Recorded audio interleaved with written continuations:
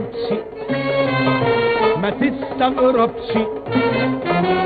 في ناس بتكسب ولا تتعبش وناس بتتعب ولا تكسبش، ما تستعجبش ما تستغربش.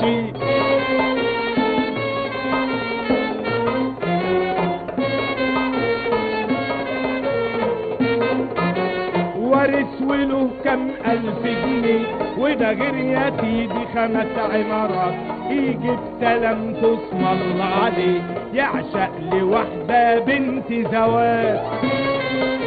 سعادة البيت جاته خد عينيه ولع سيجارتها ب10 جنيه، تضحك في عينيه وتكروت فيه وتقول له هاتلي ابصر ايه، فلوس وجات له يا ناس بلاش وليه بقى ما يجيب لهاش، وهي تكسب ولا تتعبش وهو يخسر ولا يكسبش، في ناس بتكسب ولا تتعبش وناس بتتعب ولا تكسبش، ما تستعجبش ما تستغربش.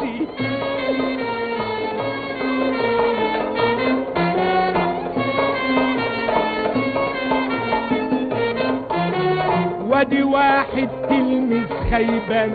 شوفوا وجهته بقى وبصوله، يشرب في بلوى كمان دخان وفي مدرسته بليد على طوله، في الغراميات يكتب جوابات لو تقرا فصحته تقول يا سلام، وفي التاريخ ينزل تلبيخ ولا يعرف 6 بكام، وابوه مسكين مهدود حيله ده بيحرم نفسه ويديله، وكل ده ولا بيقدرش وابوه بيخسر ولا يكسبش، وهي ناس بتكسب ولا تتعبش وناس بتتعب ولا تكسبش، ما تستعجبش ما تستغربش.